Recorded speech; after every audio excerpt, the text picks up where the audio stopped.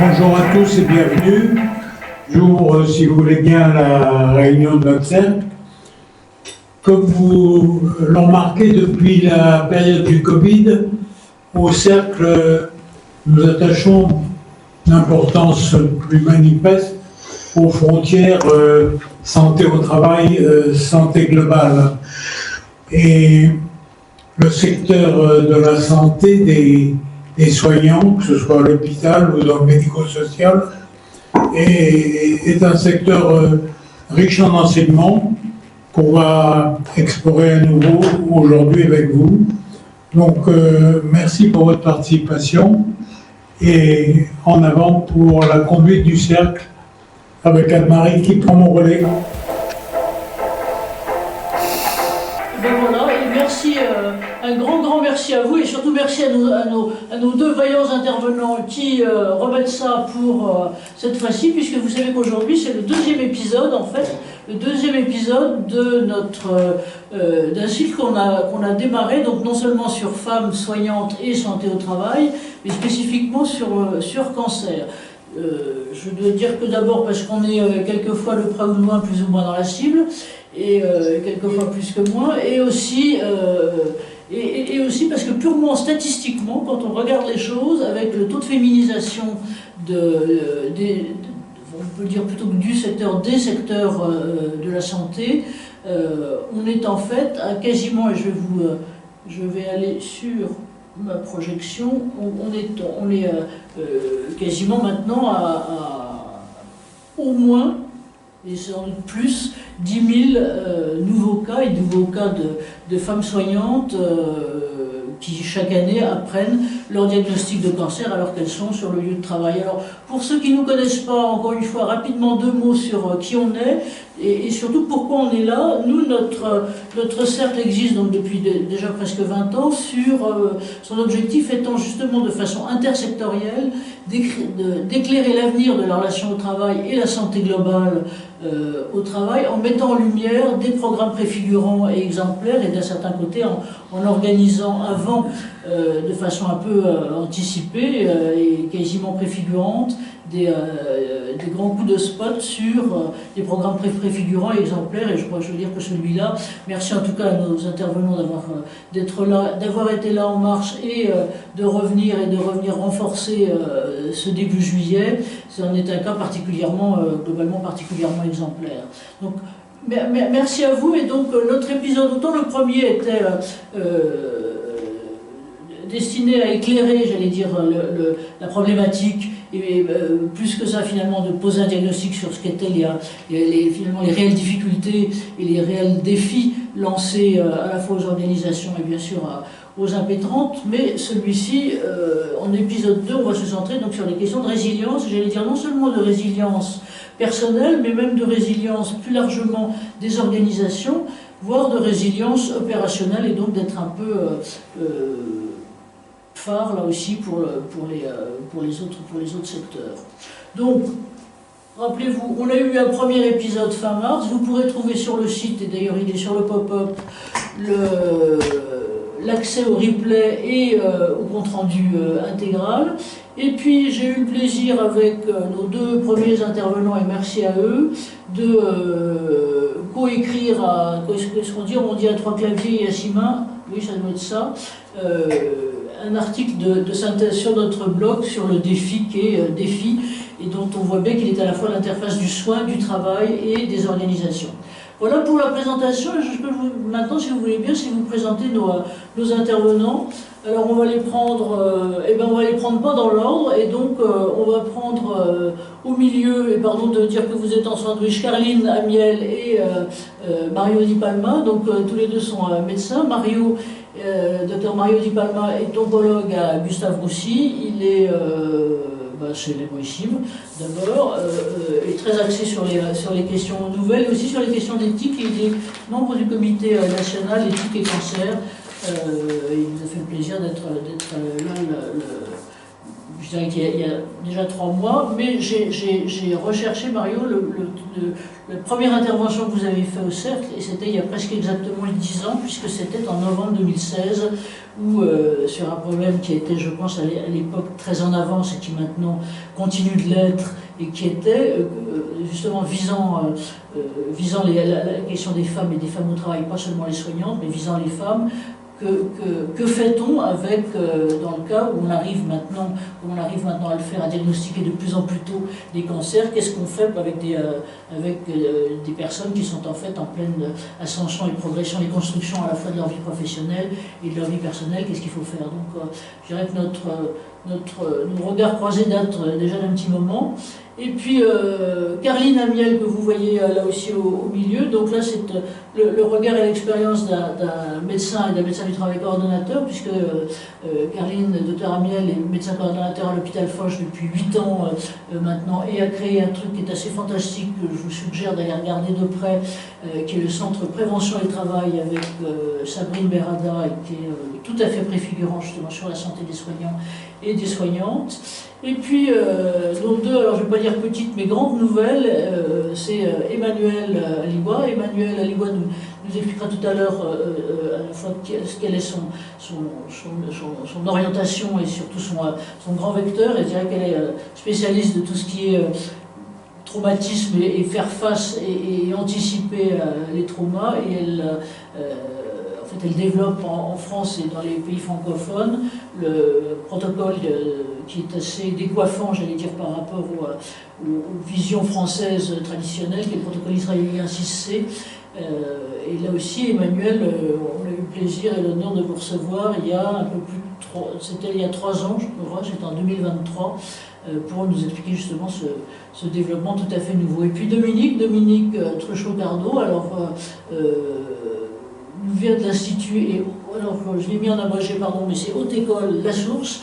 L'Institut Haute École La Source, c'est sans doute l'une des plus anciennes écoles d'infirmières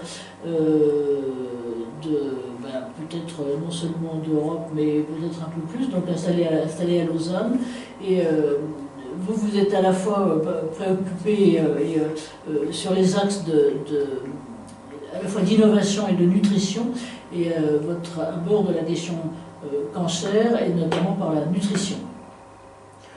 En 2 mots, encore une fois, santé des soignants. Pourquoi? Je dirais que c'est secteur et métier exemplaire. Nous, on est en symétrie des attentions, et donc au Cercle, je dirais que c'est une ligne de réflexion qu'on développe effectivement depuis l'été du Covid, puisque nos premières visio datent en gros de cette époque-là, et où je dirais qu'à certains côtés, ce qui était aussi intéressant, c'était avec le défi et d'un certain côté la liberté de facto d'organisation et de réorganisation et de crise et de faire face aux crises qui étaient là, de donner des enseignements à la fois en matière d'urgence qui étaient tout à fait, vraiment tout à fait exemplaires et tout à fait intéressants. Et puis je dirais que c'est que à la fois les 2 autres points qui sont là, c'est qu'à la fois on est tous plus ou moins dans la cible des 14 millions de patients qui chaque année fréquentent les hôpitaux. Et puis le secteur est phare, je dirais que là cette fois-ci, si on se place plus du point de vue qui est aussi le nôtre et qui est celui des employeurs et des entreprises qui sont organisatrices d'emploi, c'est que c'est un secteur qui de ce côté-là, par tout un tas de raisons, cumule les avantages mais aussi les défis qui vont être ceux de tout secteur, c'est-à-dire à la fois des difficultés de recrutement, des difficultés d'absentéisme, des difficultés qui sont liées à des questions finalement d'organisation du travail et particulièrement spécifiques, et globalement voilà ce qu'il en est. Et notre question aujourd'hui, c'est bien de se le poser en termes de travail, donc il y a bien sûr des études qui existent de ce côté-là, mais c'est de regarder quel parcours de maintien, quelle réintégration au travail, quelle résilience on peut organiser, se disant que finalement, comme collègue dans une équipe, je dirais une équipe d'infirmières, finalement, une équipe de 10 personnes, vous avez vraisemblablement le risque d'en avoir à un moment ou à un autre 3 qui seront touchés globalement par un cancer. Voilà. Donc la question c'est qu'est-ce qu'on fait et qu'est-ce qu'on fait avec tout ça. Et juste pour répondre aussi à l'une des questions qui nous étaient posées par les inscrits, une personne qui s'était inscrite, c'était je suis effaré du nombre de cas. 10 000, c'est effectivement beaucoup, c'est 10 000 nouveaux cas par an, mais ça, c'est simplement, j'allais dire, un calcul statistique de ce qu'est les risques de cancer dans un secteur qui est féminisé à plus de 75%. Et tout cela, je dirais, c'est hors incidence spécifique du secteur, et dont on sait que il y a des études récentes qui nous disent, pas si récentes que ça, d'ailleurs, qui sont aux États-Unis et ailleurs, et qui nous disent que ça pourrait, pour certains cas, accroître de 30% les incidences. Le travail de nuit, c'est les radiations, des expositions spécifiques. On peut dire en tout cas qu'il y a des études en cours en France qui sont récentes. Toutes celles que j'ai vues datent de 2024 ou de 2025. On n'a pas encore vraiment de publication sur ces 3 études que je vous cite. Cécile, c'est une qui est en Côte d'Or et puis l'autre en Bretagne sur justement les incidences spécifiques. Soignance, c'est un segment de la grande cohorte que vous connaissez peut-être qui s'appelle Constance. Et CAPESA, c'est aussi une étude qui là cette fois-ci est menée par les hospices, notamment avec les hospices civils de Lyon, spécifiquement sur la problématique qui est la nôtre.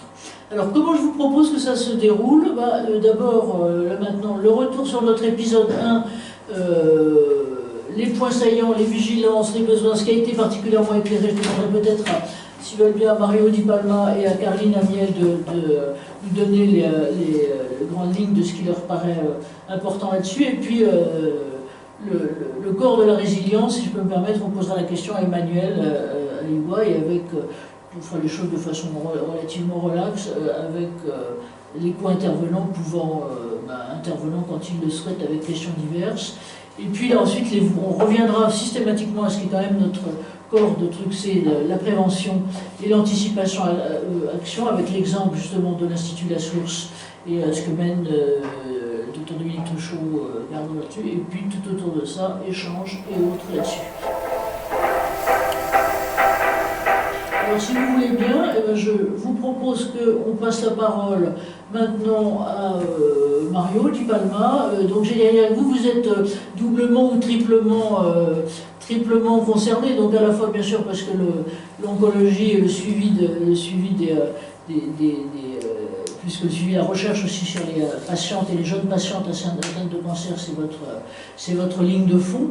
Mais c'est aussi parce que vous-même, vous dirigez un service au sein de Gustave Roussy, dans lequel fortement la représentation féminine est là aussi fortement. Et puis, vous dirigez aussi, vous animez aussi des formations de coordination dans ce sens, parce que c'est l'une des réponses, un des points fixes, c'est notamment celui-là. Et puis Caroline après, ou en même temps, comme vous voulez. Donc Mario, peut-être, vous voulez bien? Avec plaisir, merci pour l'invitation. C'est vrai que ça fait 10 ans que j'ai la chance de participer à ces réflexions, et pour moi, c'est toujours intéressant de sortir alors même si aujourd'hui j'ai la blouse là, mais c'est toujours intéressant de sortir de mon bureau et de l'hôpital pour avoir un peu ce qui se passe ailleurs.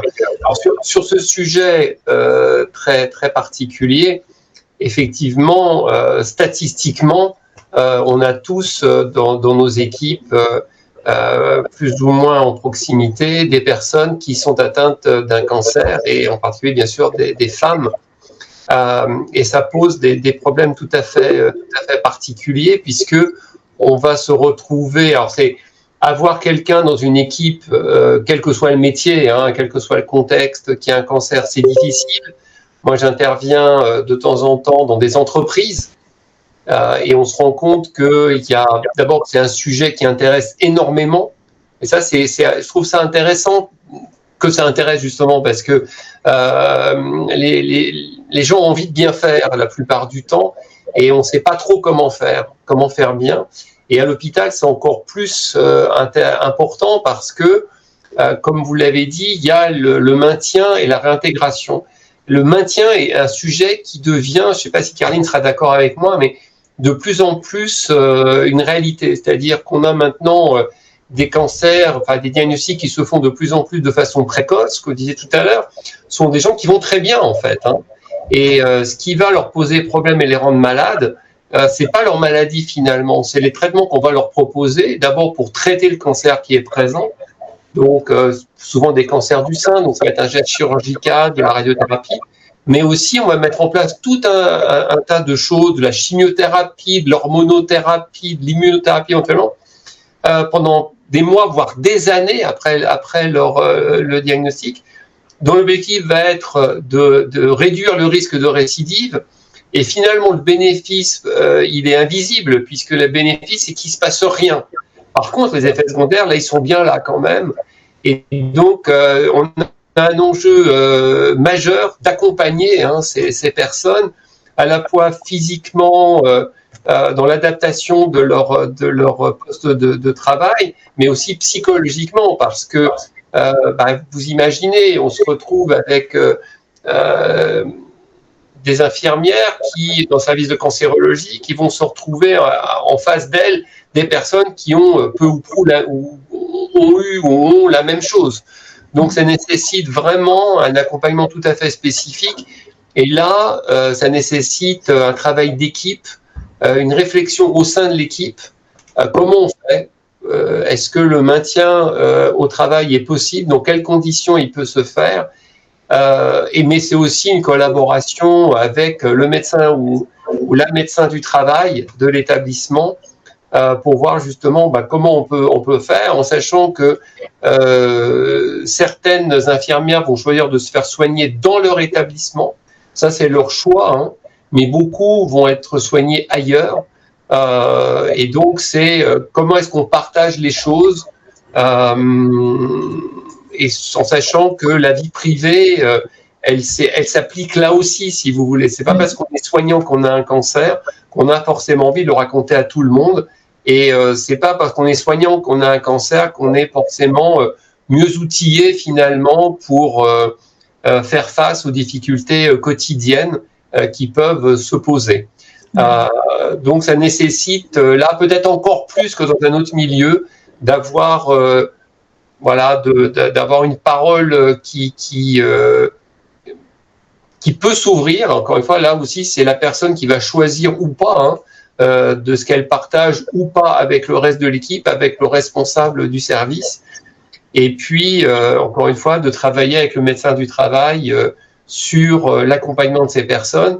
Et je crois qu'à Foch, et je dis pas ça pour être gentil, mais parce qu'on a déjà eu l'occasion de discuter ensemble, effectivement, il y a une démarche assez exemplaire au niveau du service de santé au travail. Et peut-être, Caroline, je peux vous laisser nous présenter un peu ce que vous faites, qui, je pense, est vraiment extrêmement intéressant.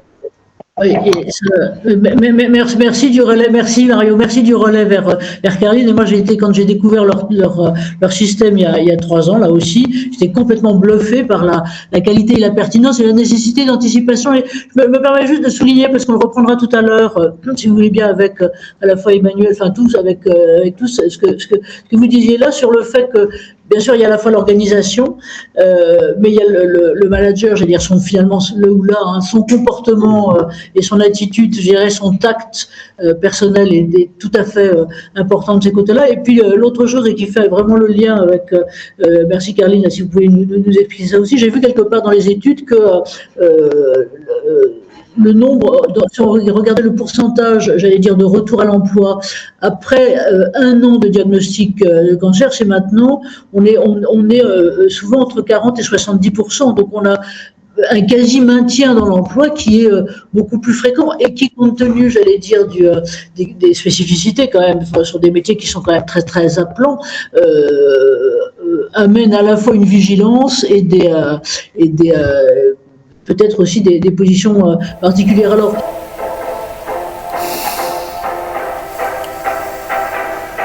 Caroline, je dirais, c'est toujours un peu difficile de faire une appellation vous en tant que médecin du travail, mais c'est quand même un peu ça. Vous, en tant que médecin du travail, connaissant bien le système hospitalier, je crois que c'est depuis plus de 20 ans que vous connaissez le système hospitalier, à la fois côté médical et surtout côté du travail. Voilà un peu vos questions et la façon de voir les choses et notamment peut-être aussi l'esprit dans lequel vous avez monté, dites en 2 mots, le centre de prévention et travail de l'hôpital Foch.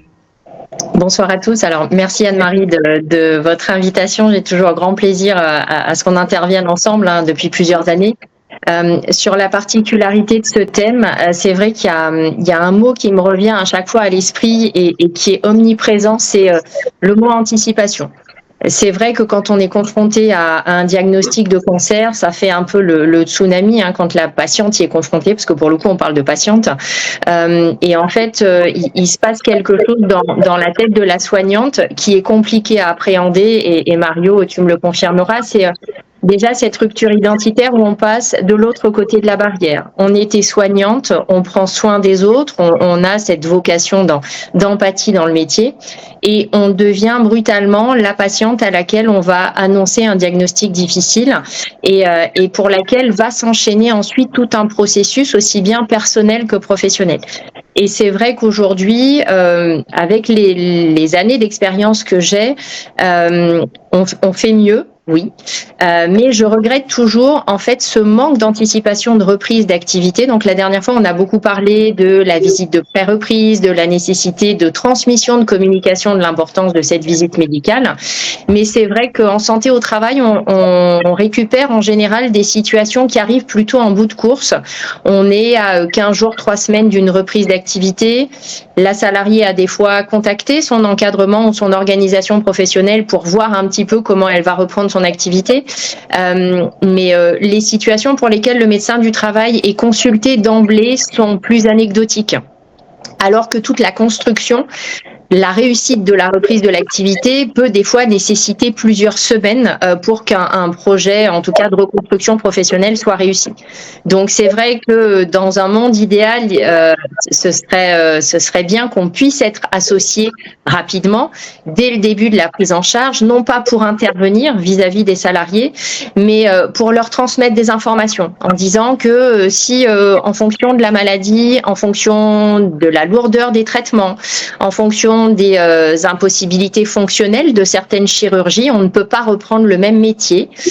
Eh ben, c'est pas grave. On a le temps de travailler avec les différents partenaires, avec les directions des soins, avec la direction des ressources humaines, avec les responsables de service pour construire un nouveau métier. Et j'ai par exemple un exemple qui me vient en tête et qui est assez récent d'une jeune infirmière qui travaillait en oncologie et que j'ai vu dans le cadre d'une visite de pré-reprise avec un pronostic qui était quand même assez compliqué. Il était impossible qu'elle reprenne son activité en tant que telle puisque les capacités fonctionnelles restantes étaient quand même assez diminuées. Et ben, on a réussi à créer, là pour le coup, avec toute une équipe pluridisciplinaire, un retour d'activité. Alors dans le cadre d'un temps partiel thérapeutique, c'est vrai, mais il faut bien une première étape.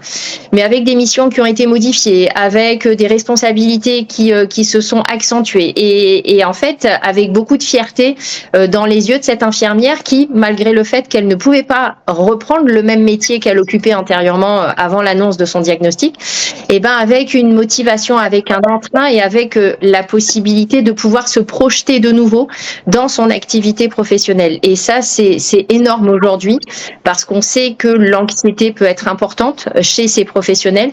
Elles connaissent l'envers du décor, donc elles connaissent la maladie, les complications éventuelles, le décès récurrent dans certains secteurs d'activité.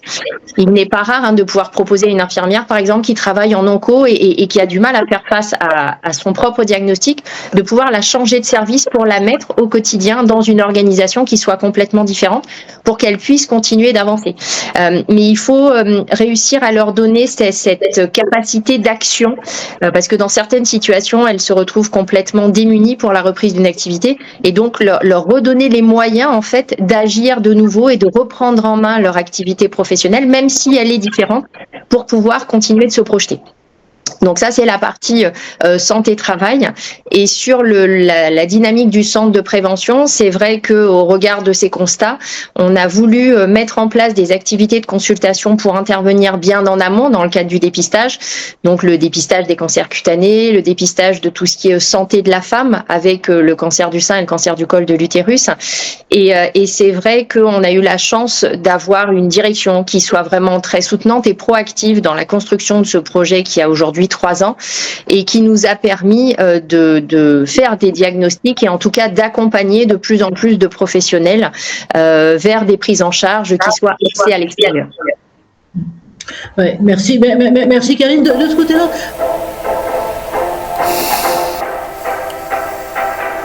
Je reviens, Mario, sur ce que vous disiez, ce que vous aviez évoqué, qui était, je trouve, tout à fait éclairant, en tout cas pour quelqu'un d'extérieur, là, c'est de montrer qu'il y avait 3 dimensions, finalement, d'impact, d'impact d'un cancer, je pense, d'une maladie lourde aussi, mais qui était l'impact physique. Et vous aviez, je trouve, tout à fait, de façon tout à fait intéressante, distinguer ce qui était l'impact psychologique de l'impact de charge cognitive sur des métiers qui peuvent être... Si vous pouviez juste nous le réexpliquer, et puis après, on donnera la parole à Emmanuel, si vous voulez bien, pour déjà réagir à ça et pour... En fait, en écoutant Karine, je pense qu'il y a 2 remarques qui me viennent. La première, c'est qu'il y a un vrai risque de ne pas considérer ces personnes, quand elles ont un cancer, d'abord comme des patientes. Ce sont d'abord des patientes.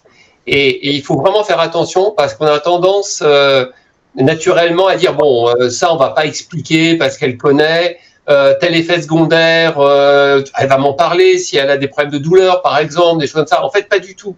Et on s'est tous retrouvés un jour patients, et je peux, moi comme les autres d'ailleurs, on n'est pas plus malin que les autres. Et donc il faut absolument considérer ces personnes quand elles ont un cancer d'abord comme une patiente qui a un cancer avant de dire que c'est une soignante. Ça, c'est la première chose.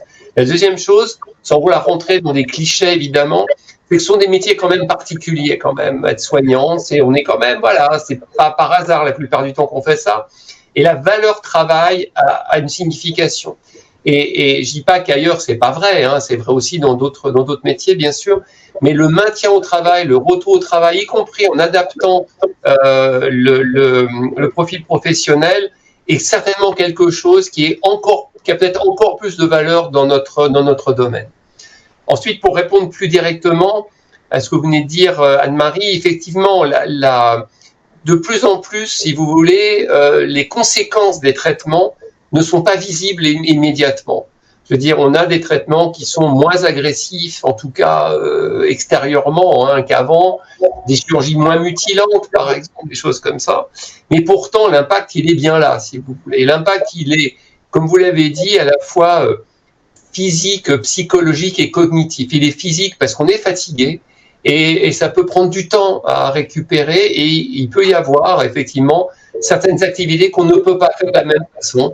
Parfois, après la chirurgie du sein, on a du mal, par exemple, à lever le bras pendant un certain temps. Et donc, c'est pas évident de reprendre les choses tant que telles, ne serait-ce que pour ça. Donc, l'impact physique, pas toujours évident à voir. Hein. Les douleurs sont pas toujours évidentes. Elles existent, mais elles sont pas toujours visibles vu de l'extérieur. L'impact psychologique, il existe ici comme ailleurs. Alors, est-ce que c'est plus ou moins, j'en sais rien. Mais il existe et il ne faut surtout pas, là aussi, dire que parce qu'on est soignant, on serait protégé, psychologiquement, on serait plus fort que les autres. C'est pas vrai. On est comme les autres. Encore une fois, on est comme les autres et il faut nous considérer comme les autres quand on est malade. Et le troisième impact, il est cognitif. Il y a plein d'études qui montrent effectivement que quand on a eu un cancer, en fait, quand on a eu de la chimiothérapie, mais aussi avec l'hormonothérapie, notre cerveau, il fonctionne pas peut-être aussi bien qu'avant, c'est un peu différemment. Et ça, il faut l'identifier parce que on peut aider les gens. Il y a des programmes de rééducation cognitive qui sont disponibles.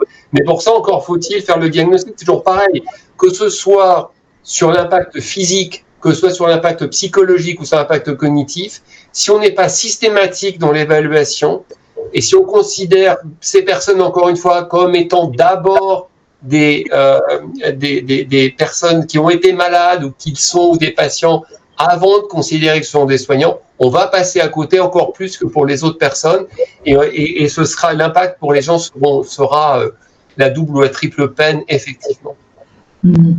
Merci Mario de repréciser tout ça et effectivement on voit bien justement que l'impact peut être presque pire parce que quand on sait peut-être pas bien, mais on sait ou qu'on suppose à quoi on va s'attendre, ça peut développer une crainte qui quelque part peut être beaucoup plus importante ou pas justifiée ou autre. D'où effectivement aussi la question, j'allais dire, des rôles, et que je pense que l'une des difficultés qu'on peut avoir quand on est dans un hôpital, c'est de changer de regard sur le rôle de la personne qui devient, comme vous disiez là, rôle de patiente et non plus un rôle premier de soignante ou de collègue.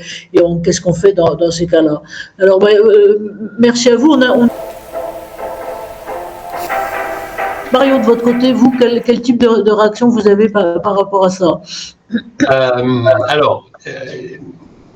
Et un des progrès qu'on a fait ces dernières années en cancérologie, c'est d'identifier le temps de l'annonce comme étant un temps important.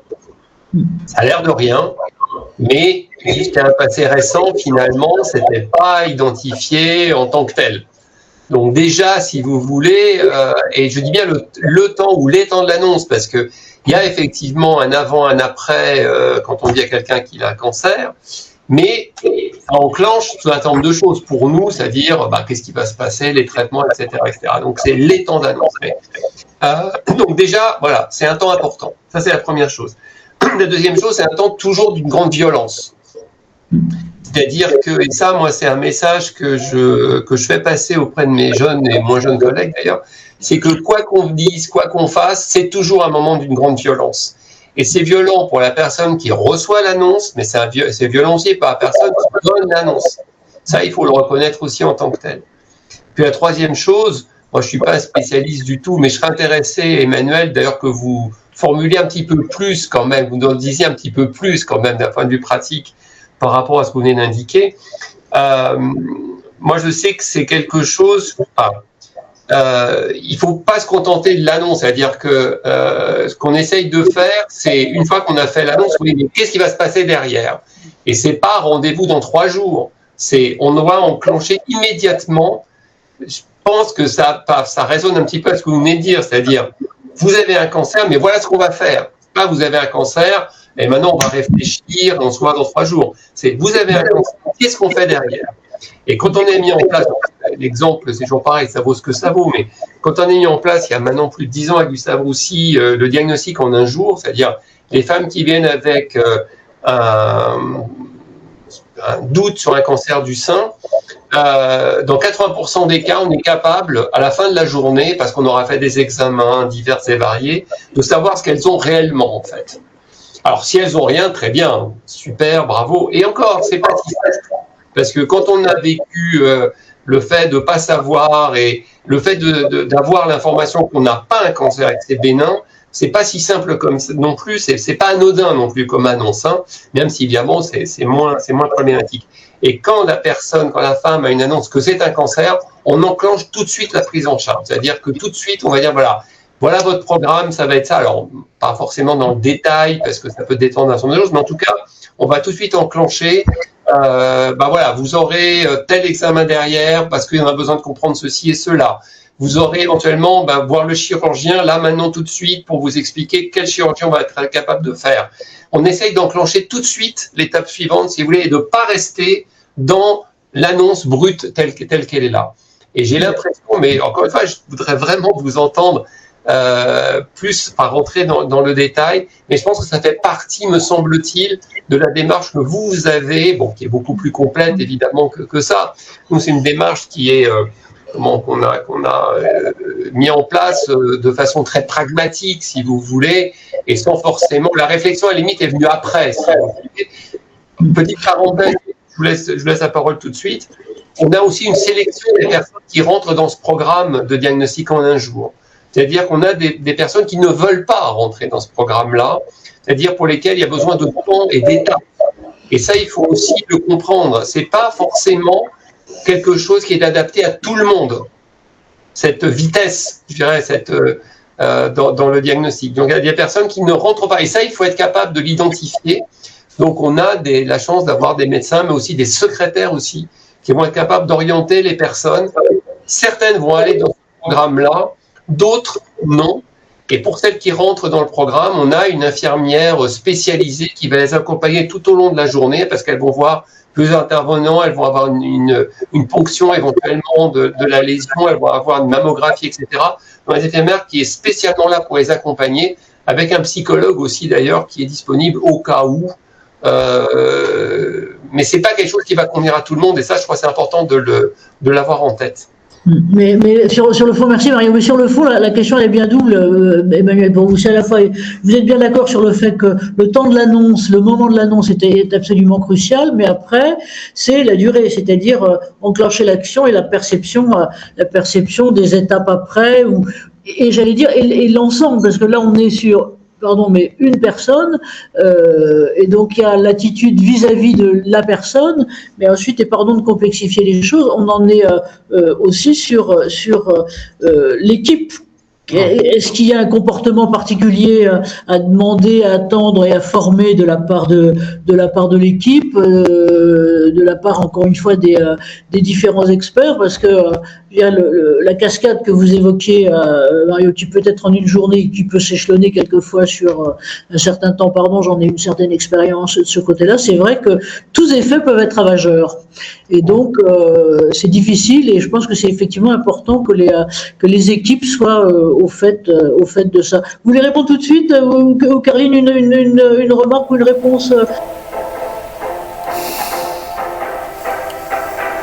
On a la chance d'avoir Emmanuel à l'IWA. Emmanuel, on vous a regretté beaucoup au mois de mars, mais vraiment c'était cas de force majeure pour que vous arriviez ou vous n'arriviez pas à Paris. Et donc vous représentez, nous, on se connaît depuis un petit moment, et je dois dire qu'on est très admiratif de ce que vous portez, enfin de votre vecteur UX, et c'est d'autant plus que c'est pas du tout habituel, et c'est pas du tout, j'allais dire, dans la ligne des choses, des dispositions finalement classiques, un peu faciles qu'on développe en France. Quel regard vous portez-vous là-dessus, et surtout quelle expérience vous avez, parce que je sais que vous travaillez depuis un moment avec quelques CHU ou quelques CHR aussi en France, et pas seulement sans doute aussi en Israël. Voilà, comment vous réagissez, puis peut-être si vous pouvez dire 2 mots aussi sur ce qu'est le protocole 6C que vous représentez, que vous portez. Merci à vous d'être là. Tout d'abord, merci pour votre invitation, et merci à tous. Je me sens toute petite parmi vous, à vrai dire. Mon expérience de l'oncologie est tout à fait nouvelle. Par contre, je sais ce que c'est que faire face à l'adversité, qu'elle soit physique ou psychologique. Et c'est cette expérience que j'essaie de partager dans différents domaines. Ce qu'il m'a été demandé en me confiant la diffusion du protocole 6C, c'est de vulgariser cette approche. Et le protocole 6C est un protocole d'intervention ultra précoce, qui est une espèce de neuromodulateur en fait. Il est basé sur 4 concepts théoriques très puissants et qui font beaucoup écho aux problématiques que je rencontre maintenant auprès des médecins qui se forment au sein des CHU. Je rentre là, par exemple, du CHU de Rouen, où j'ai été très interpellée parce que je découvre un univers et je co-construis avec eux les cas pratiques en les découvrant. Et donc, je fais toujours je calque le protocole d'intervention précoce israélien sur leur choc émotionnel, ou en tout cas tout ce qui les impacte. Et j'ai rencontré pendant 2 jours des réanimateurs, des gynécologues, des oncologues, des chefs de clinique avec des problématiques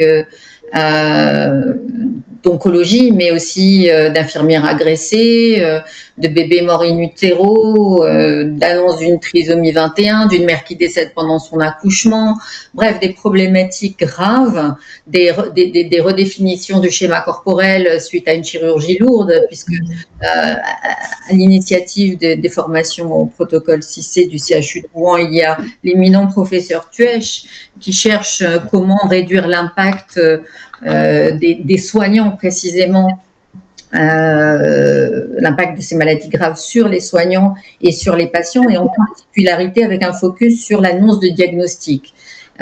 Comment faire en sorte d'annoncer le diagnostic de façon à réduire l'impact qu'il a, et notamment l'impact traumatique qu'il peut avoir sur les parents, par exemple, lors de l'annonce d'un cancer chez les enfants. Et on sait aujourd'hui que le style de communication des médecins lors d'une annonce influence la sévérité des réactions parentales.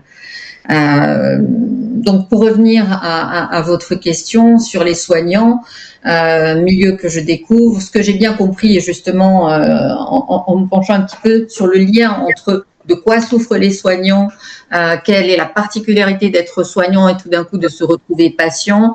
Et je vous ai bien écouté, et ce que j'ai compris, c'est que des témoignages et de la littérature, c'est que en fait L'annonce d'un diagnostic de cancer, c'est évidemment un événement potentiellement traumatique au sens clinique, pas parce que ça implique nécessairement une menace vitale immédiate, mais parce que ça produit une espèce de rupture de continuité narrative. C'est-à-dire que le médecin ne peut plus projeter son futur, le personnel soignant qui est touché par un cancer ne peut plus projeter son futur de la même façon. Et les croyances fondatrices qu'elle a s'effondrent complètement. Et chez une patiente non soignante, le choc ne se fait pas de la même façon. C'est-à-dire que l'ignorance dont elle fait preuve de l'oncologie a une espèce de vertu protectrice partielle.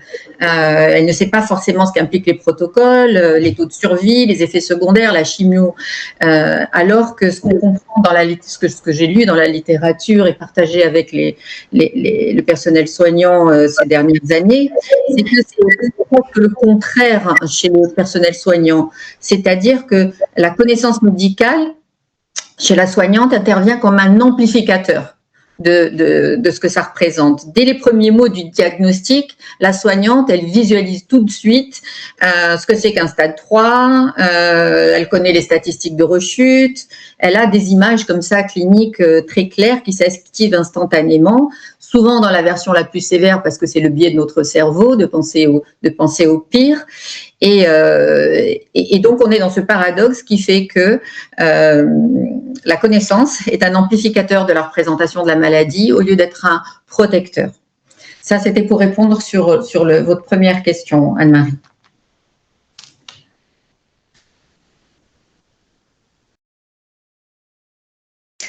Vous ai-je perdu, Anne-Marie?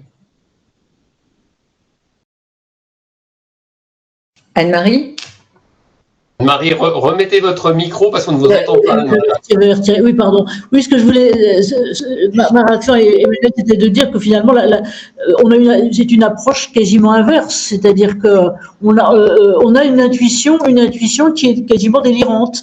Exactement comme avec le protocole 6C, c'est-à-dire que la prise en charge ultra précoce, elle ne doit pas être, et maintenant on le sait. Et notamment les recommandations des dernières années depuis 2012 de l'OMS contre le débriefing psychologique vient renforcer le fait que l'approche compassionnelle qui est complètement légitime lorsque quelqu'un lorsqu'on doit faire une annonce grave à quelqu'un est une annonce qui est plutôt aggravante. Et donc, de la même façon, l'approche qui concerne les soignants et qui consiste à dire ils sont protégés parce qu'ils savent, c'est précisément le contraire. Ils ne sont pas protégés parce qu'ils savent. Au contraire, ils sont plus exposés. Cette familiarité, cette proximité avec la maladie grave, ça crée une espèce de familiarité traumatique qui ne protège pas le soignant contre le choc personnel, en tout cas c'est ce que j'en ai compris, mais qui l'intensifie. Pourquoi ? Par projection identitaire inversée en fait. La soignante qui a dit 100 fois à un patient vous allez être pris en charge, doit maintenant entendre cette phrase de l'autre côté. Et elle sait ce que cette phrase ne dit pas en particulier. Et puis, il y a ce que j'ai pu comprendre de la part des soignants, il y a cette espèce de trahison du cadre professionnel. Je ne sais pas si ça vous parle les uns et les autres, vous qui êtes vraiment dans le domaine, expert en oncologie. La trahison du cadre professionnel, ce serait que le soignant a construit son identité autour du fait de « je maîtrise, je comprends, j'agis ». La maladie le replace dans une position de patient et non plus du tout dans la position d'expert qui maîtrise, qui comprend et qui agit. Et la soignante malade passe de « je suis actif » à « je suis passif ».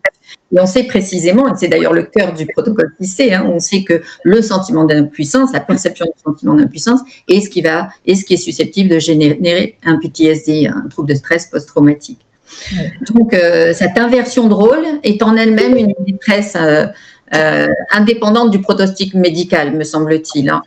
Oui, c'est important ce que vous dites, parce que là, est-ce que vous pourriez peut-être un peu plus, parce que moi, je connais le protocole 6C, mais je suis pas sûre que ça soit complètement le cas de tous, mais là, et on reviendra sur ce point qui est important, qui est de dire, finalement, la rationalité, quand le rôle, c'est l'une des choses, je trouve, en formation qui est les plus difficiles à faire comprendre. Que quand le rôle change, les perceptions éclatent.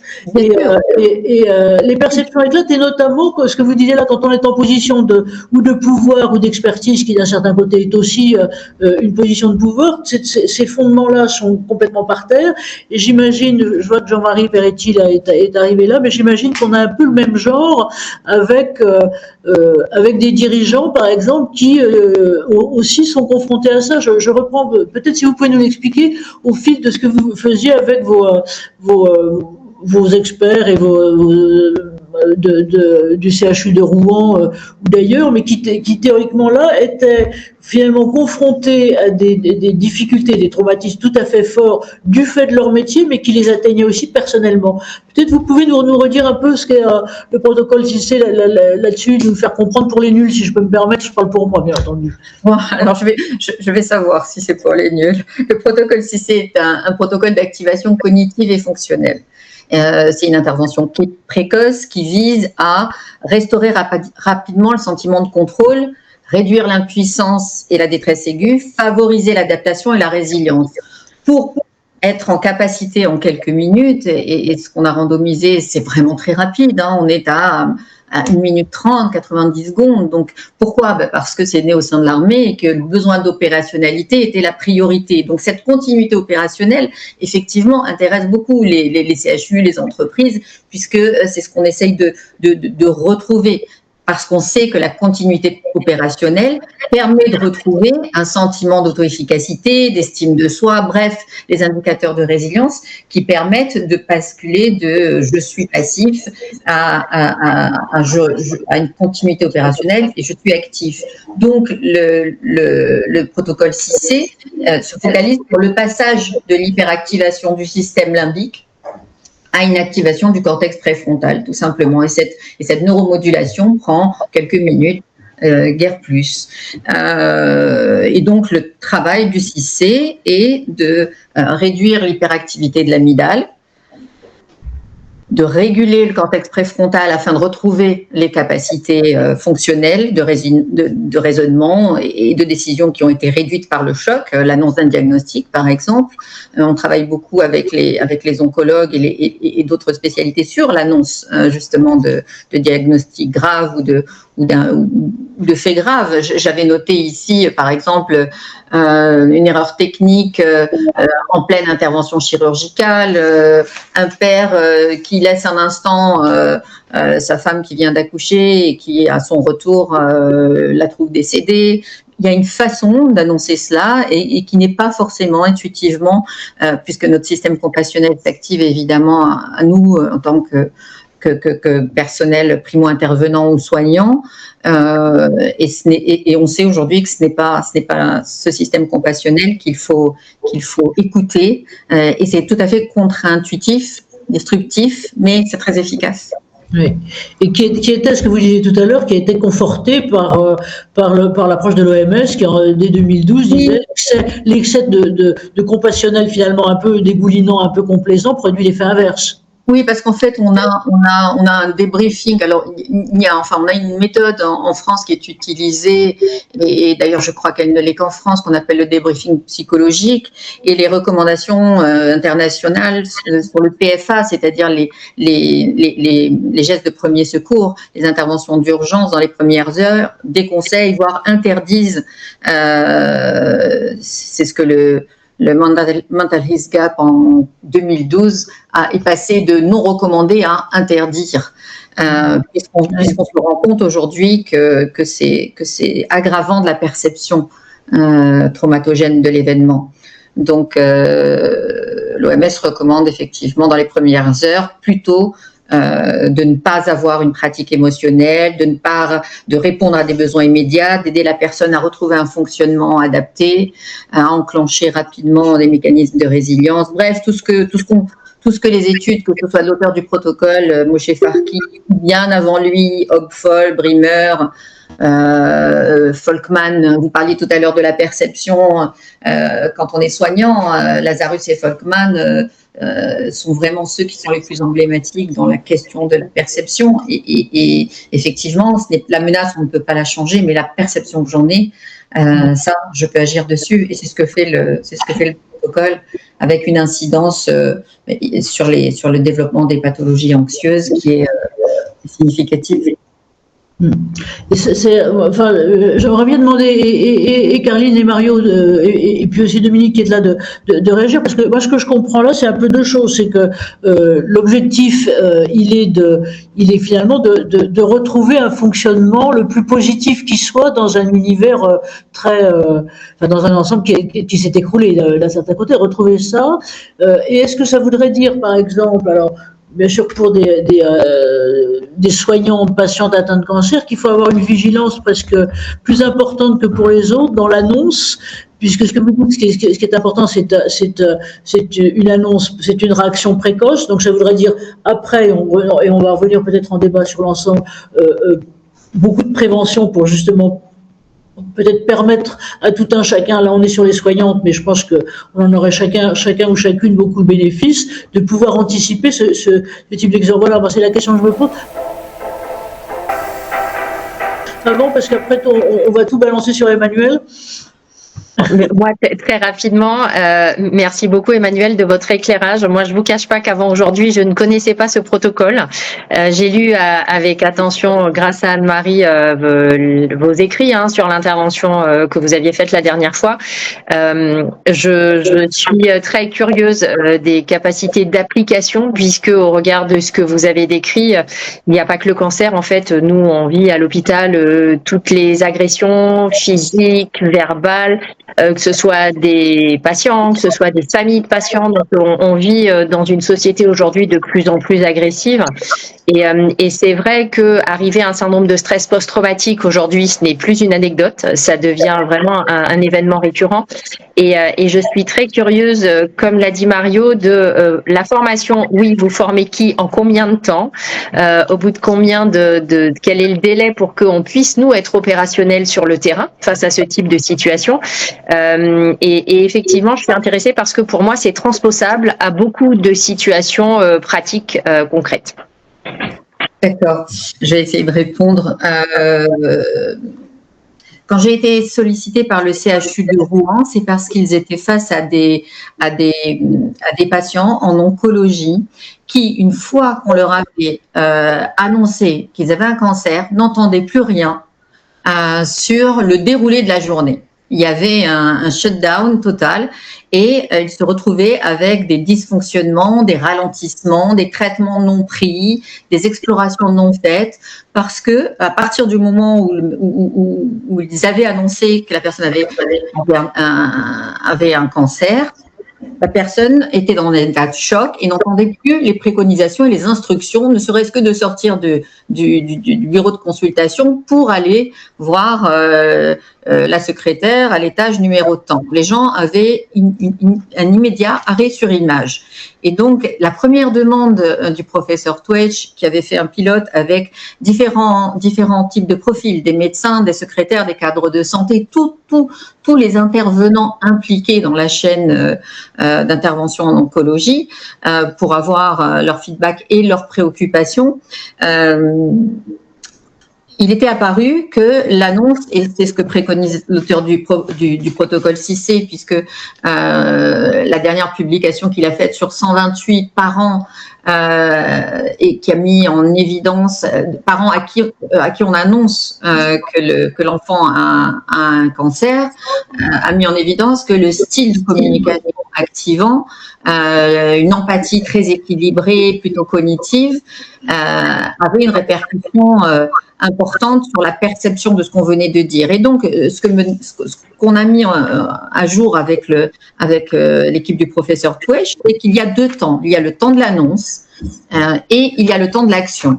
Et donc, la consultation, on l'a construit comme ça. Et globalement, tout type d'événement, on le construit. Enfin, tout type d'événements traumatogènes. Je reprends les exemples que j'ai notés, l'annonce d'un décès à des parents, un patient qui fait une hémorragie massive devant un interne sidéré, le suicide d'un collègue.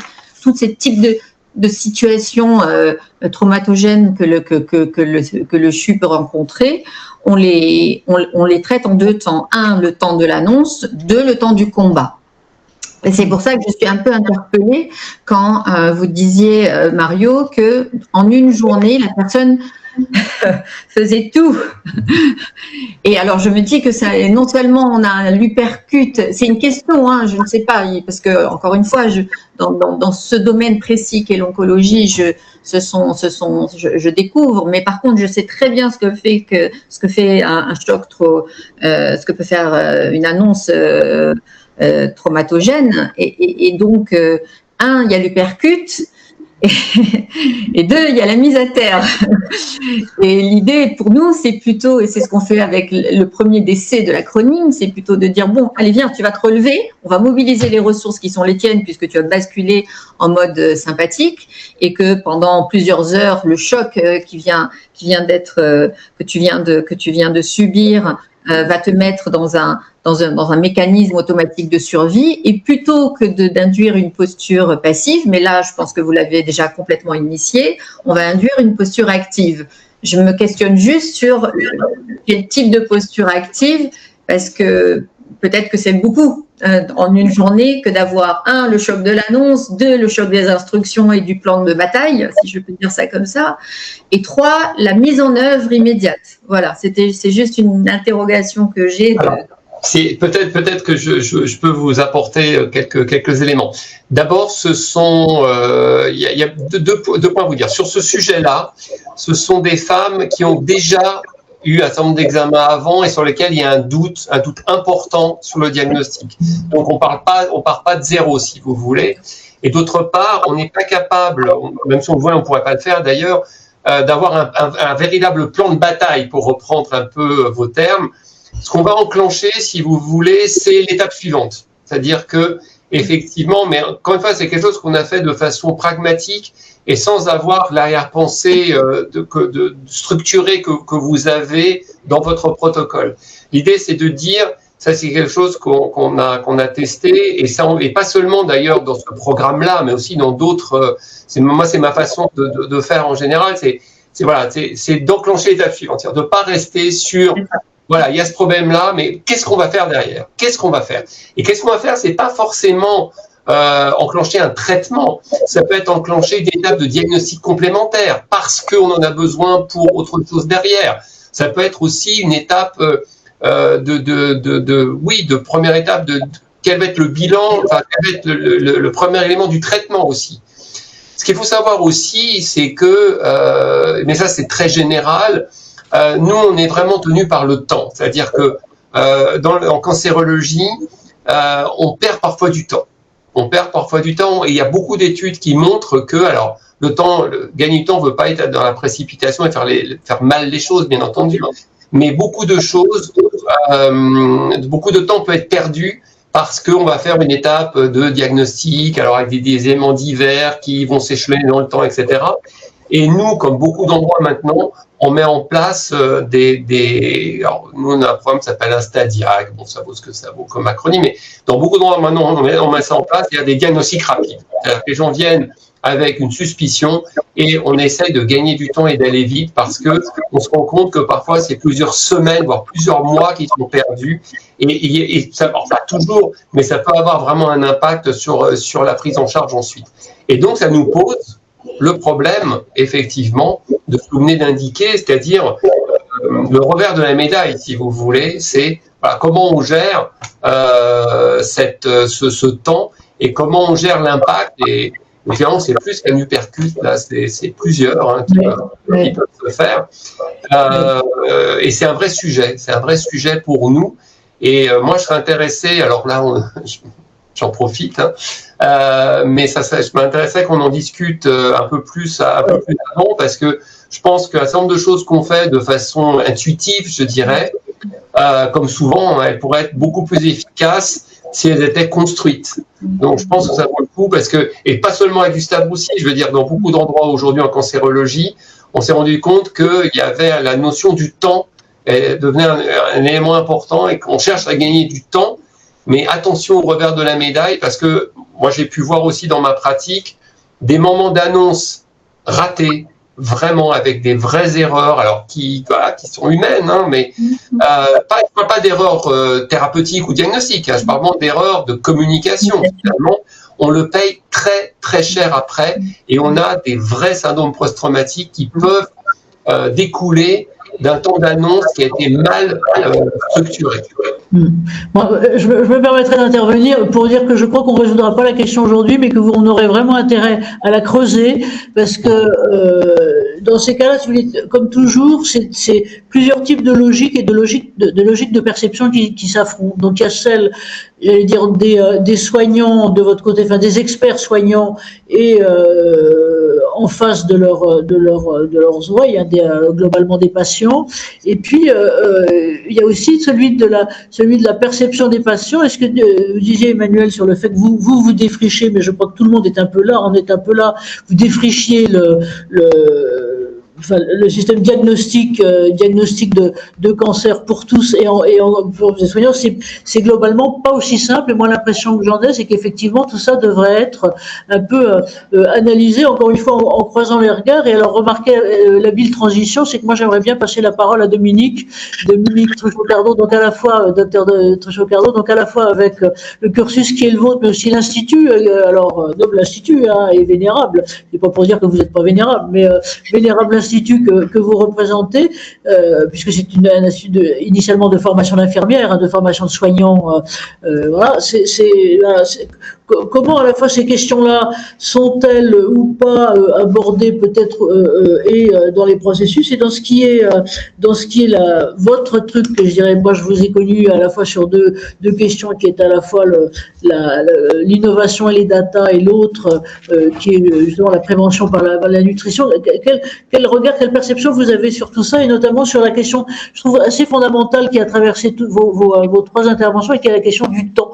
C'est qu'il y a des temps qui ne doivent pas se louper, et puis il y a des temps qui sont sur la durée, qui doivent se travailler, et c'est pas la même chose. Alors voilà, pardon de vous livrer la question métaphysique de 18h02, mais Alors, merci de l'invitation. Effectivement, alors moi je suis particulière parce que je suis un médecin dans une école monofiliaire de soins infirmiers. Et effectivement, c'est la première école laïque au monde en soins infirmiers. Donc c'est une vieille dame. Elle a 167 ans, et puis depuis toujours elle a essayé d'innover pour plein d'histoires historiques. En tout cas, ce qu'il en est là, pour reprendre un peu, et j'ai vraiment apprécié votre échange. Nos étudiants sont absolument pas formés. Absolument pas formés à l'annonce. Alors on fait des annonces, mais c'est toujours des annonces type catastrophe. Effectivement, on reprend très régulièrement l'annonce du décès, l'annonce voilà mais moi pour avoir des retours, ils sont pas très bien armés quand même. Voilà. Et puis j'ai un pied aussi à la faculté de médecine à Lausanne, et c'est pareil, c'est quelque chose. Alors on travaille un peu par de la simulation, ces annonces-là, mais ça n'a jamais l'impact que ça devrait avoir. Et alors, d'autant plus quand c'est un soignant qui est en face.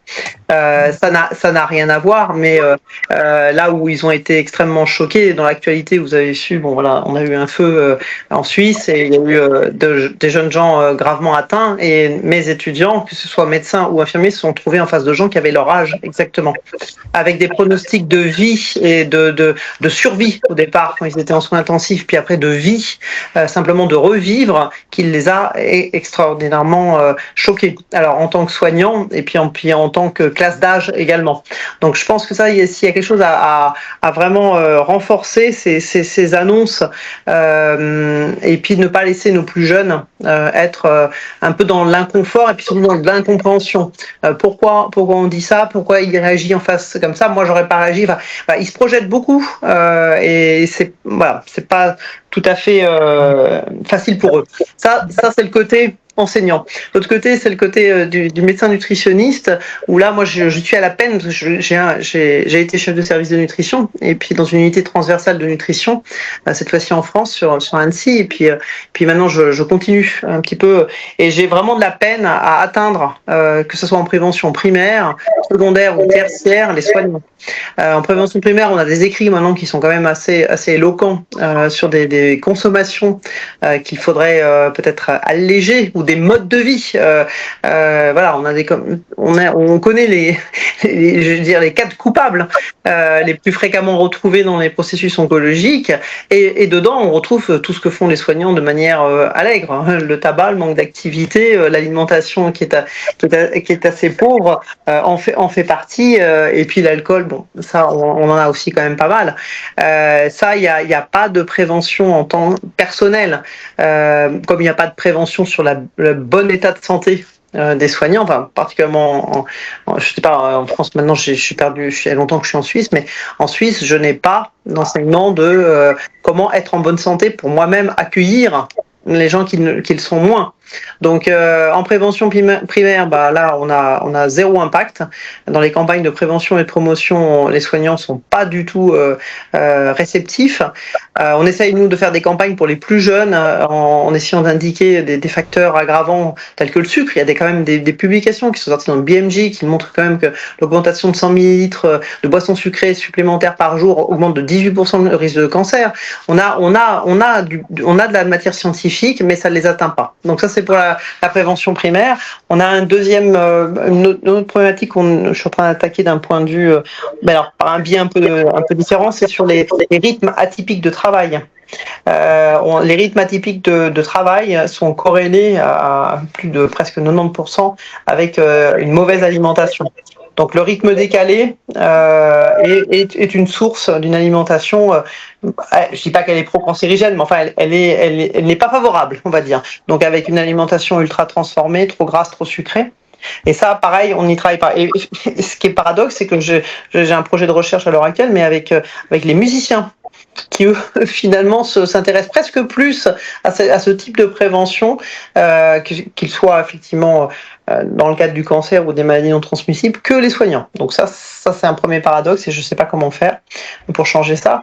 Et en prévention secondaire et tertiaire, je vois, on a des consultations, on offre une consultation de nutrition adaptée dans les services d'oncologie, soit de préhabilitation, de préparation, de suivi pendant la maladie et le soin ou après. Notamment, on connaît les impacts que ça a dans la suite du cancer du sein. Et ben les soignants, systématiquement, les soignants malades s'y inscrivent pas. Donc c'est pourtant une proposition qui est offerte. Alors peut-être qu'elle tombe, je reprends ce que vous disiez tout à l'heure, peut-être qu'elle tombe au mauvais moment, puisqu'on annonce tout en même temps.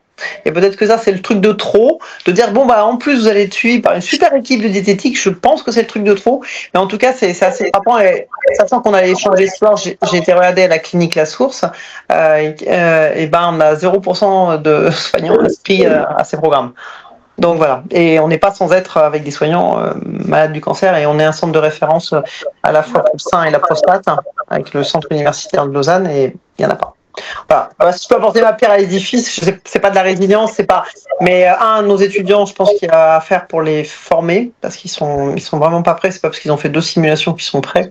Puis surtout après, une fois qu'ils sont choqués, on n'a pas de système pour que ils se remettent à cheval, quoi, en gros. Et puis de l'autre côté, en question de nutrition, c'est voilà.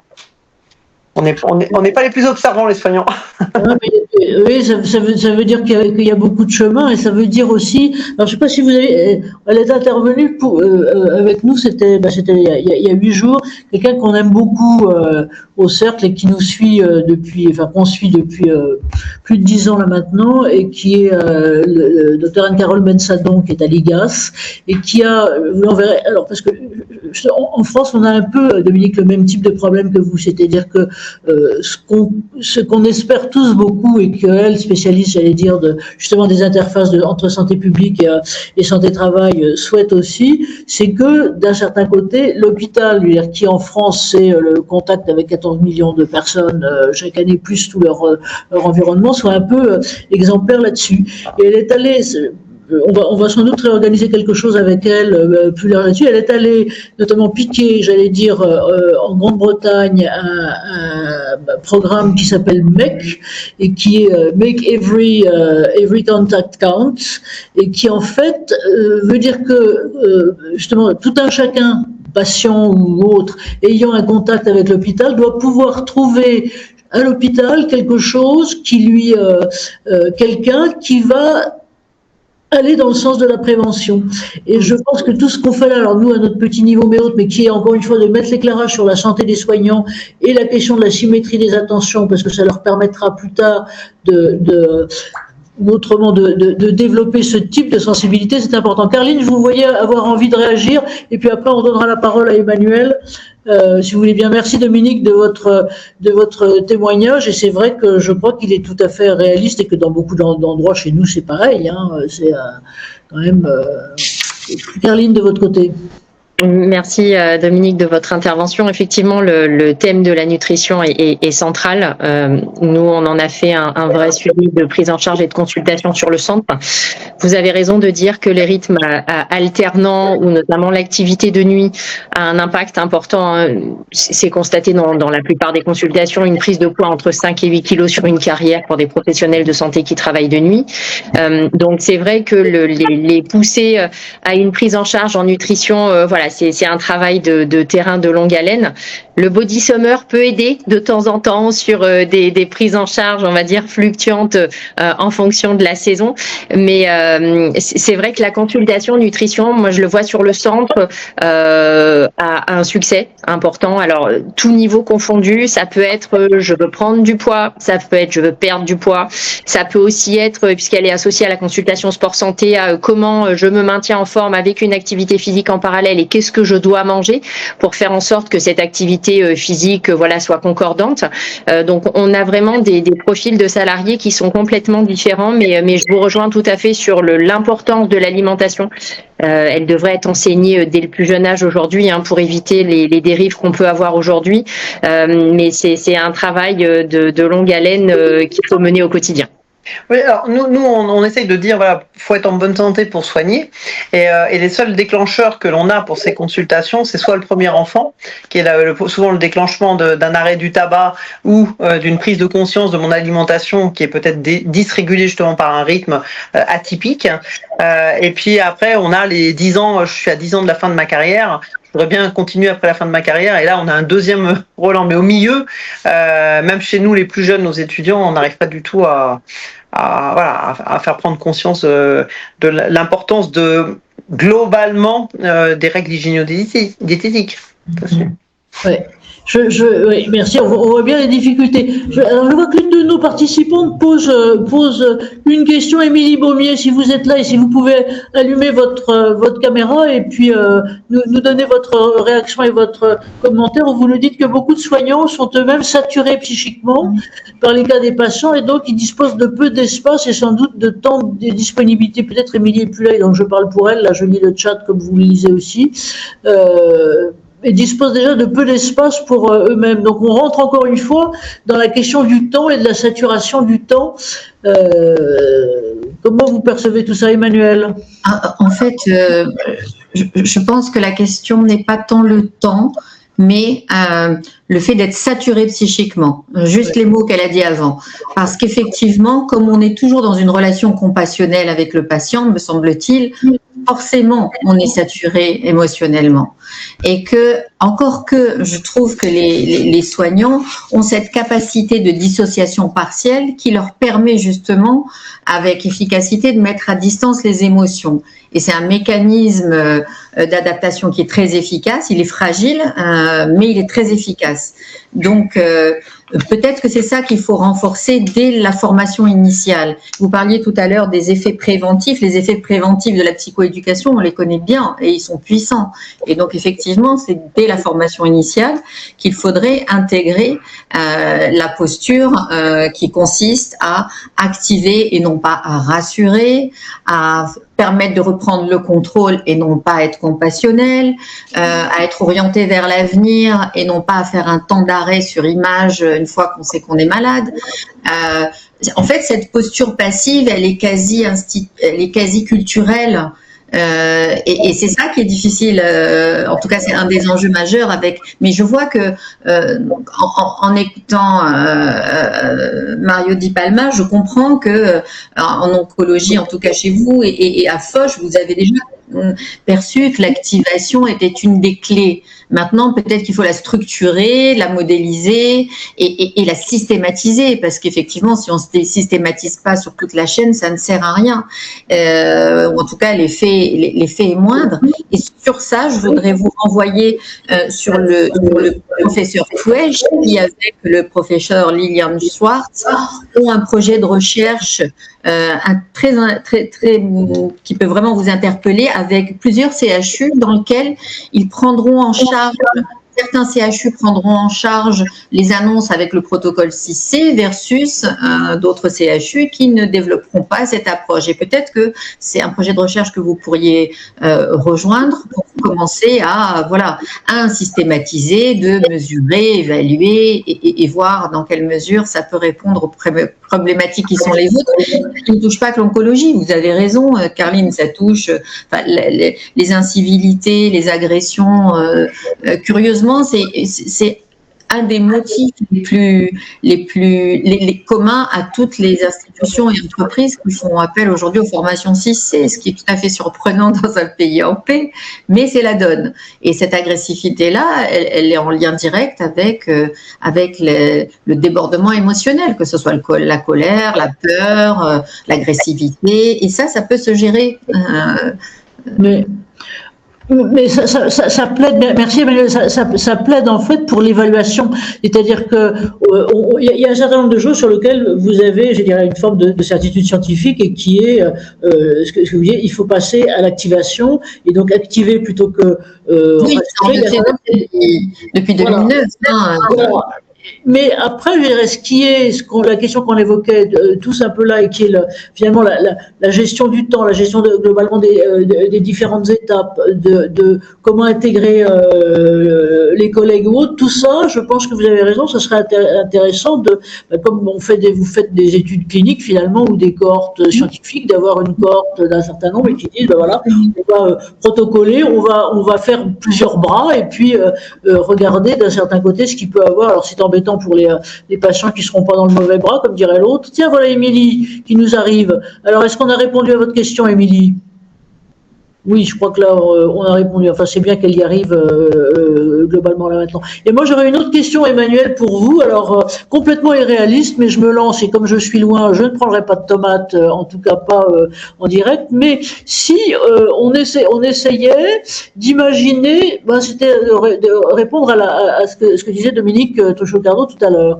Si on essayait de se dire, qui était en gros de se dire, pour l'instant, sensibilisation des étudiants, c'est un peu c'est pas le vide sidéral, mais en tout cas, c'est l'absence.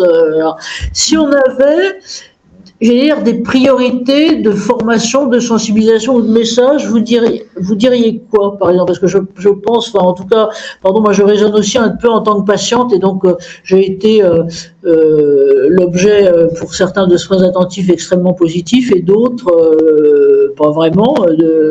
Et donc voilà, de ce côté-là, quels seraient les grands messages que vous pensez qu'il faudrait faire passer à des étudiants juniors, là, pour le coup? On est complètement dans les juniors. Même si, par parenthèse, les vieux auraient quelquefois encore plus besoin de conseils que d'autres, même s'ils sont un peu sourds à ces conseils. Mais ça, c'est une autre question, pardon.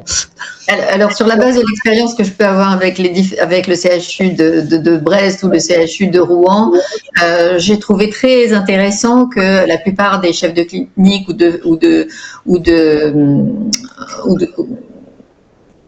je ne trouve pas le mot, pardon, viennent avec des internes. Et j'ai trouvé ça, ça répond à votre question, c'est qu'ils ont parfaitement compris qu'il fallait intégrer ça à la formation initiale d'emblée, parce que je pense qu'il y a aussi la question du risque suicidaire qui est très fort dans votre profession, et qui trouve aussi sa source dans la violence que peut-être le parcours des études de médecine ajouté à la confrontation de scènes traumatogènes quasi quotidiennes.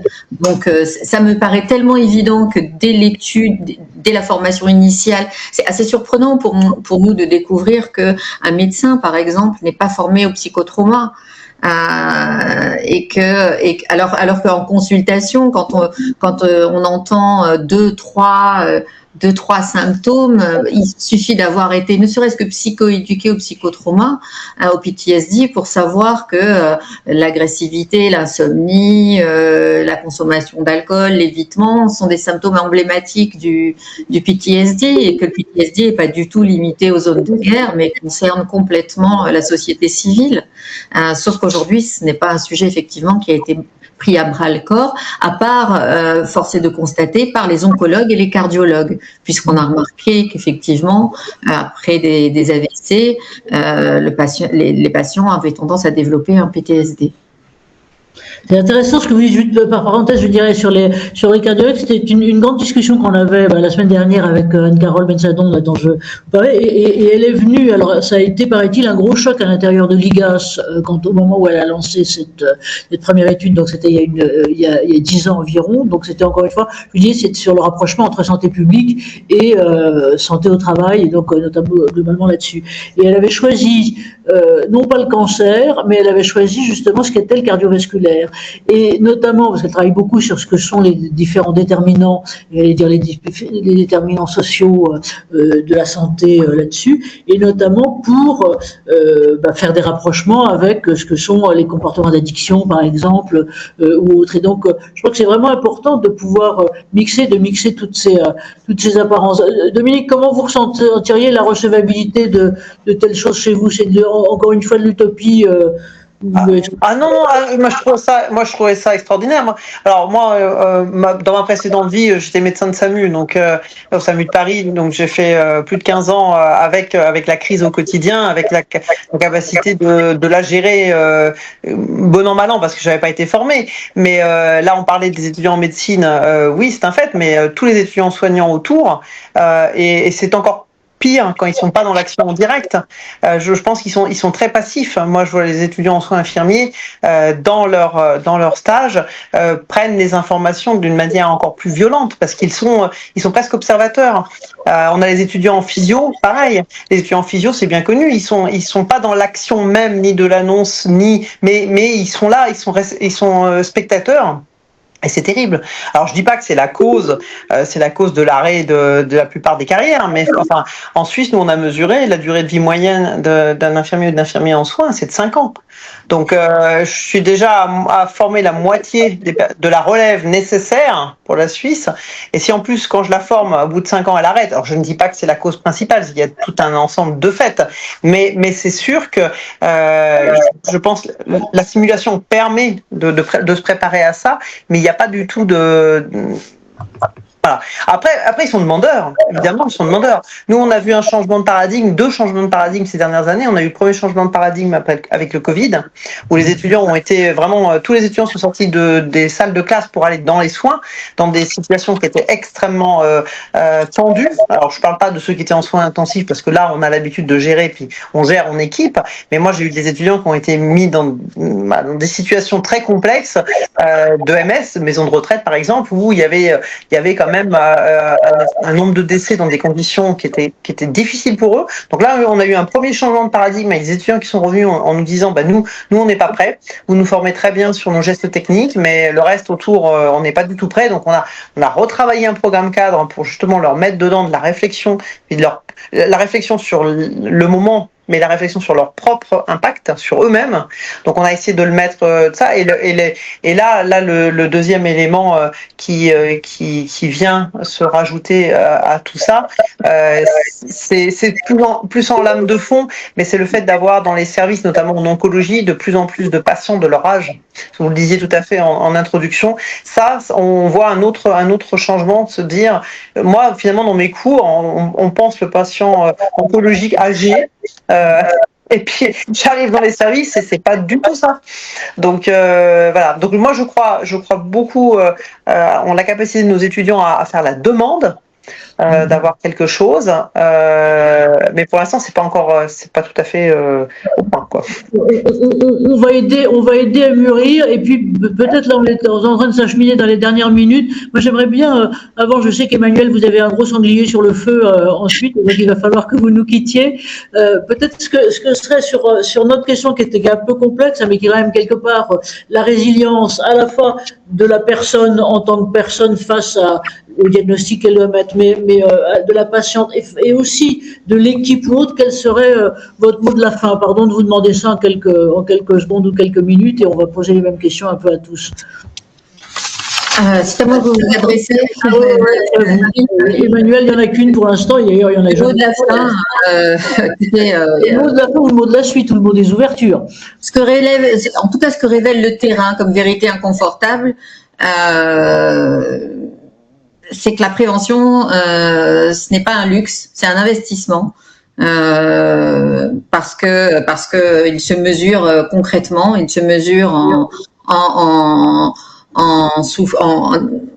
réduction des pathologies, il se mesure en coût de remplacement, en erreur médicale liée à l'épuisement.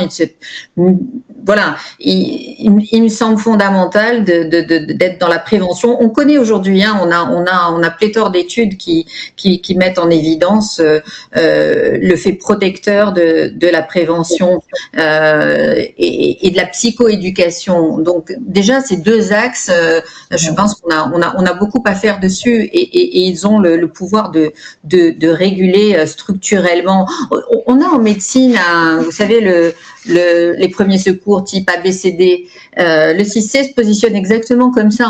On est vraiment dans, c'est le pendant pour les professionnels et pour les citoyens lambda, ce serait l'équivalent du PSC.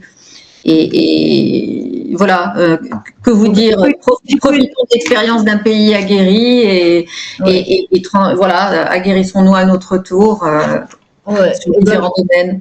Merci Emmanuel, et donc on va vous libérer si vous voulez filer là maintenant, et on continuera et on va continuer là encore quelques minutes avec nos intervenants, mais je pense à tous, Dominique et Mario et Amia et Carline, si on peut peut-être prévoir, j'allais dire, des séances de sensibilisation, un peu de ce type, en prenant peut-être un cas, un exemple, et puis on fera appel à Emmanuel pour aussi montrer finalement à quoi ça peut servir, en quoi ça peut être utile, et en quoi ça peut être, j'allais dire, une propre sauvegarde pour les difficultés, des difficultés émotionnelles propres des soignants dans ces types d'attitudes. Un peu vos réactions au final, Carline, vous aussi, en ayant participé et plus merci pas, Emmanuel, allez-y. Ouais.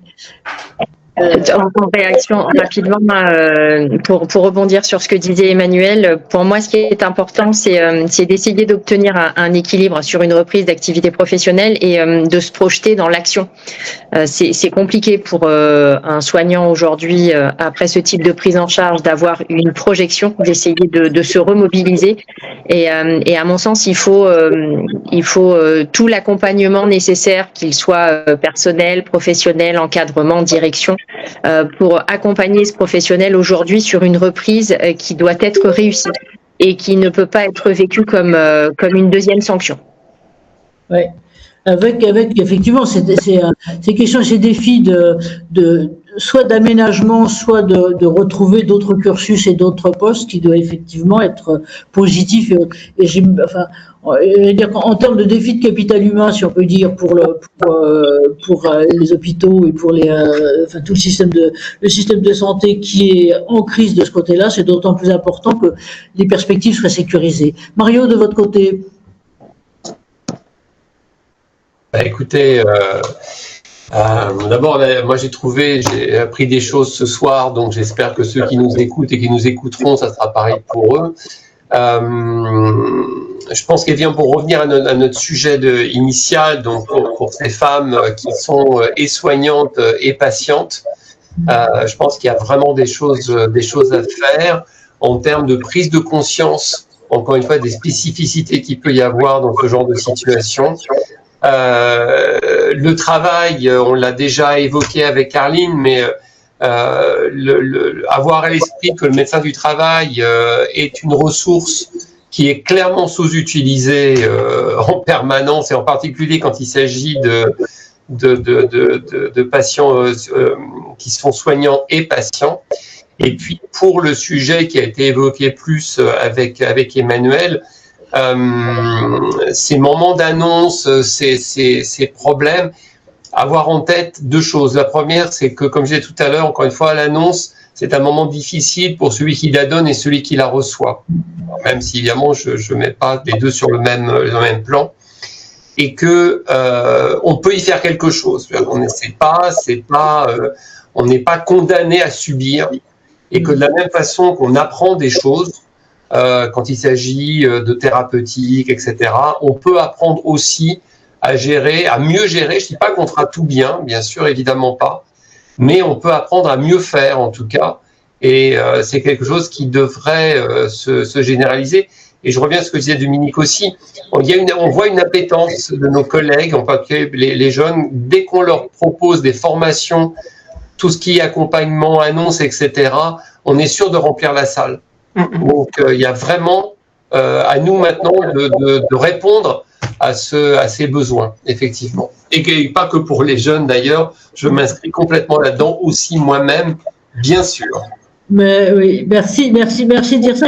Je rebondis sur une idée que donnait Emmanuel tout à l'heure, ou je ne sais pas si c'était avant, mais qui disait la résilience, c'est une compétence qui s'apprend et qui se construit.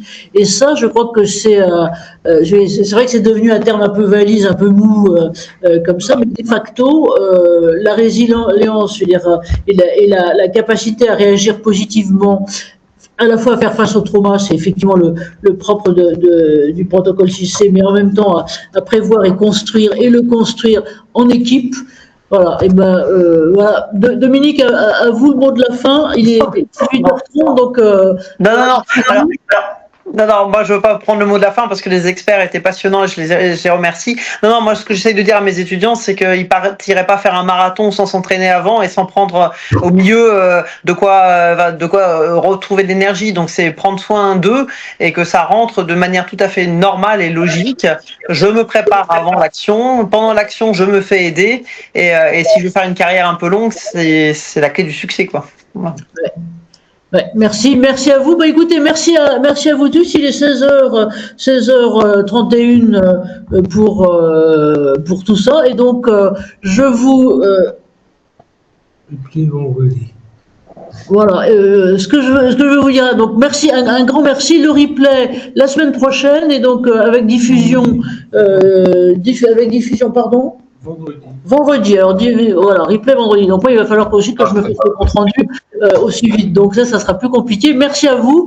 Bonnes vacances pour tout ça. Et puis alors nos prochaines étapes, si vous avez envie, le 10 septembre, ça sera sur, j'allais dire, une toute nouvelle pratique managériale que j'ai découvert il y a pas très longtemps par une fille assez géniale qui est DRH dans un groupe d'EHPAD et qui construit les choses. Enfin, c'est pas du management, mais c'est plutôt une animation de communauté professionnelle pour justement partager à la fois notamment les bonnes pratiques, mais aussi les problèmes de ce côté-là. Donc, ce sera le 10 septembre avec quelqu'un qui s'appelle Céline Fabre de Musevie, et puis le 23 septembre, alors si je vois que Jean-Marie Perretti est toujours là, et ça sera, merci Jean-Marie, avec toi le 23 septembre sur une toute autre question, mais sur j'allais dire les périodes de rupture de vie professionnelle ou de vie personnelle, et qui amènent à des périodes de rupture sur les fins de carrière et comment y faire face et comment s'y préparer.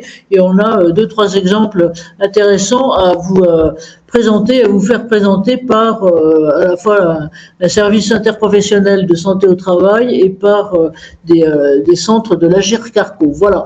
Un grand merci à vous tous, et merci à nos intervenants valeureux, et on continue les combats et on continue les combats avec Emmanuel qui est parti. Merci à vous. Merci, bonne soirée. Au revoir. Merci, au revoir. Bonne soirée à vous.